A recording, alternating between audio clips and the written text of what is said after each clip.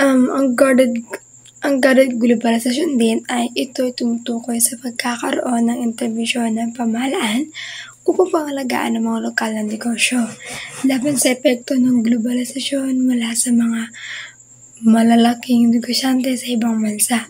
Sa pamamagitan ng guarded globalisasyon na ito, nabibigyan ng proteksyon ng pamahalaan ng gobyerno ang mga negosyo ng mga mamamayan sa bansang Pilipinas.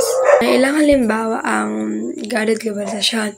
Ito ay isa pagpapatupad ng tarif at kuta. Ang halimbawa, paglalagay ng buwis o limitasyon sa dami ng imported na bigas para mapagtiliktahan ang lokal na magsasaka.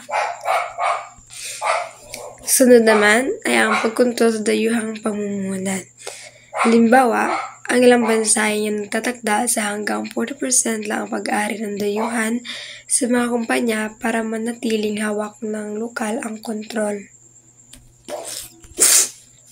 Sunod naman ay ang paglilimita sa impluwensya ng media. Halimbawa, ang pamahalaan ang naglalagay ng regulasyon sa mga dayuhang pelikula, palabas o balita upang mapanatili ang lokal na kultura. Sunod naman ay proteksyon sa lokal na industriya.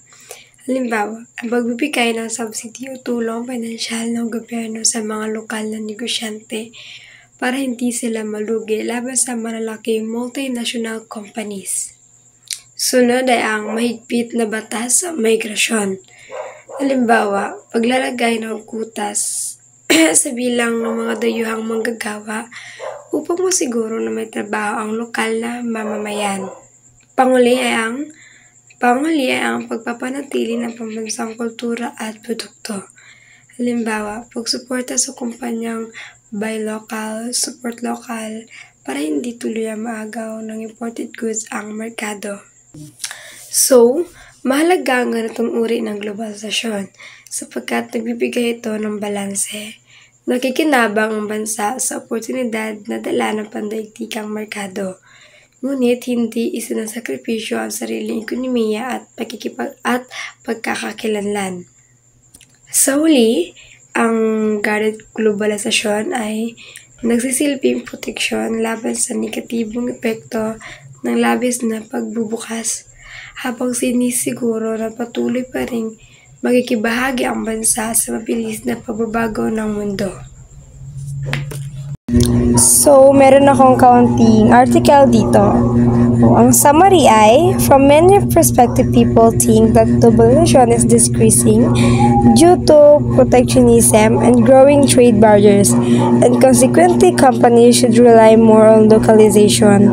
Pankaj Himawat tries to explain why it is important not only to rely on localization, but also on globalization. According to surveys, people think the world is more globalized than it actually is, and therefore base conclusion on wrong intel. People underestimate the extent to which international activity is distributed globally, rather than normally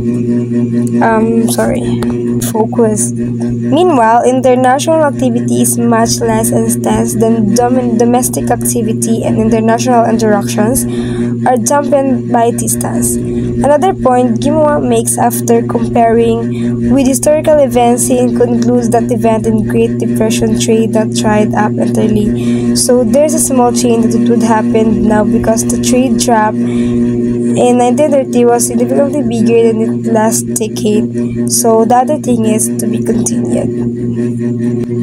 Furthermore, the past shows that trading partners with boom countries did the most of their business before the crash remained largely unchanged afterwards. To conclude, it is very unlikely that the consequence of the crash would be significant as after the Great Depressions.